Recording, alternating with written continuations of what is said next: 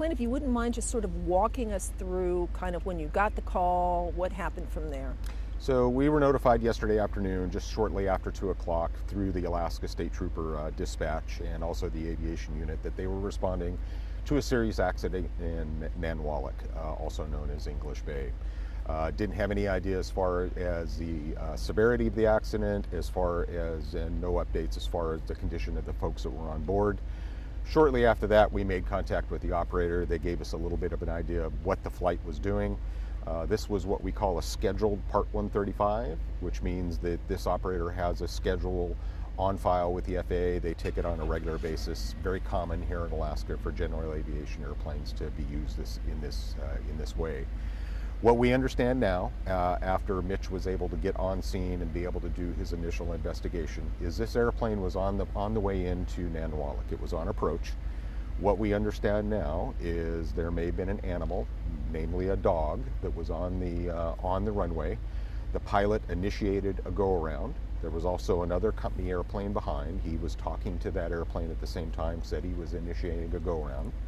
Made a right turn away from the runway, pretty steep climb, and unfortunately there was a loss of control. Typically, more notably, a stall, an aerodynamic stall, not an engine stall, but an aerodynamic stall, which ultimately led to that loss of control. Did the pilot, you said he was talking to another pilot that was behind him, was he saying there's a dog on the runway, or was that brought up? Yeah, so our investigation, we are going to be talking with that pilot. I know Mitch is going to be talking with that pilot today to get a little bit more specifics. I don't know that he mentioned there was a dog, but we did obviously have some witnesses, a number of witnesses at Nanwalek that saw this whole sequence of events. So they indicated that there was an animal on the runway. Pilot obviously made a go around, and which led ultimately to the loss of control. However, we don't want to draw any conclusions at this point. We still are in the very formative stages. We're going to be looking very closely at that airplane. We're in the recovery process right now to get that airplane back to Homer, and then probably eventually back to Anchorage here, where we're going to lay it out just to make sure that there were no mechanical issues that led to this loss of control. And that type of control, that stall that you're talking about, maybe you could tell us in layman's terms a little bit when he made that steep turn, perhaps to avoid hitting the animal. Right. That's something that can happen. Yeah, so an aerodynamic stall in very basic terms is you exceed the angle of attack, and for the most part that wing stops producing lift, and that's what usually leads to a loss of control. Again, in very basic terms, we can get very deep into that, but big picture, that's basically what an aerodynamic stall is.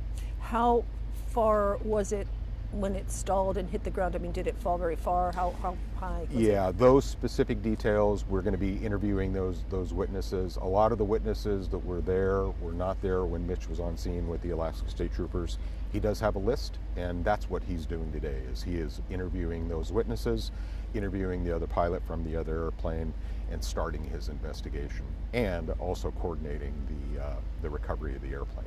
And so the pilot, were there any other communications from the pilot, or is this something that happened very quickly?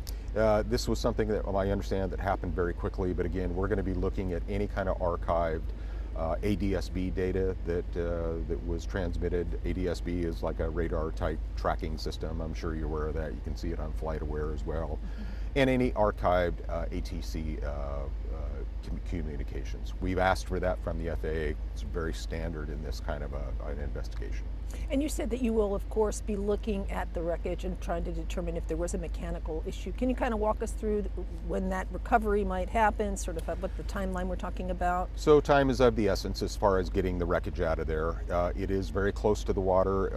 Right after the accident, they were able to actually pull it up. Rescuers were actually able to pull that wreckage up a little bit farther away from the water. But nevertheless, it is in the tide zone. So obviously, we're working very closely with the operator, with Smoky Bay Air, and also their insurance company and their recovery folks, coordinating it and trying to get out of there as quick as possible. We don't have a plan at this point right now, but hopefully in the next couple hours or by the end of the day, we should have a plan and be able to pull the trigger on that.